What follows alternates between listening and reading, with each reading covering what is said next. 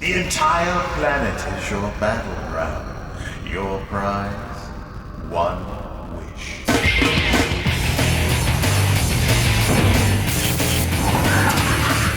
Twisted Metal Head-On is a continuation of the Twisted Metal story. The Twisted Metal story is the character Calypso holds a contest, an annual contest called Twisted Metal. Twisted Metal Head-On is more of a spiritual sequel to Twisted Metal 2 than, say, Black was. It brings back a lot of everyone's favorite characters from Twisted Metal 2.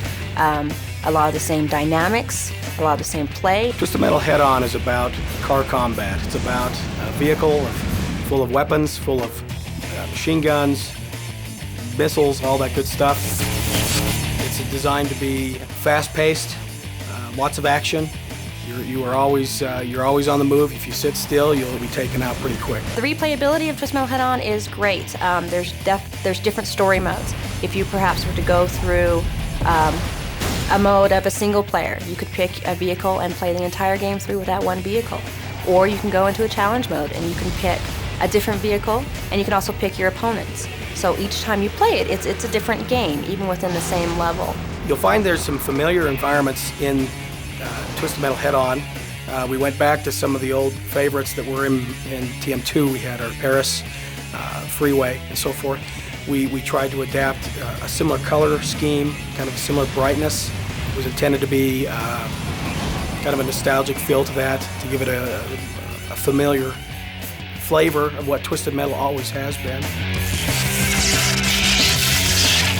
I think when people get their hands on Twisted Metal Head-On, what they're going to be most impressed with is how great it looks. The PSP screen is phenomenal. It started from the same engine as we used in Black.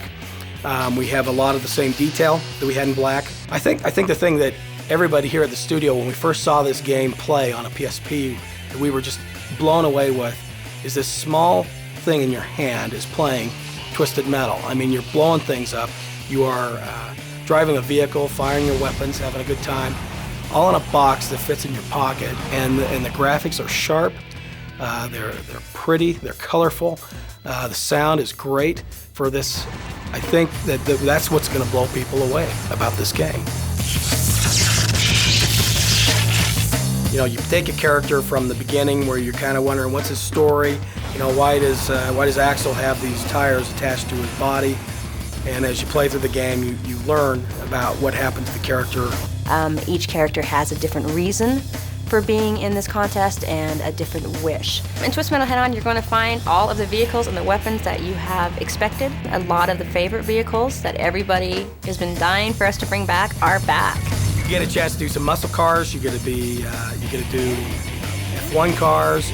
Big machinery type vehicles down to your smaller, quicker, zippy vehicles. Old Charger, you know, kind of an old souped-up vehicle from the old days.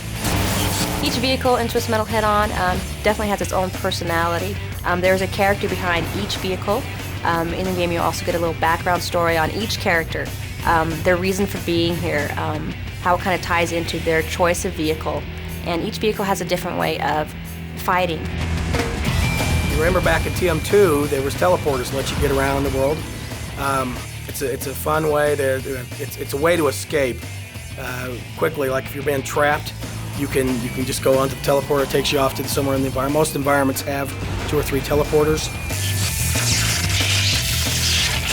We've gone with the same features as far as power-ups. You run over a homing missile power-up to get more homing missiles and whatnot. We have a new upgrade feature where you can actually customize your vehicle by which upgrades you obtain. It is high speed and it is a lot of fun. What they'll do is they can affect how powerful your weapon is, how high you jump, and it'll actually, some of them give you more armor. That's always been, in my mind, the most successful element of our games in the car genre, has been that perfect mix. People enjoy it. You know, I mean, people might say, well, you're not supposed to jump up in the air and spin around, but you know, I mean, we're playing a game here. You've got to make it fun.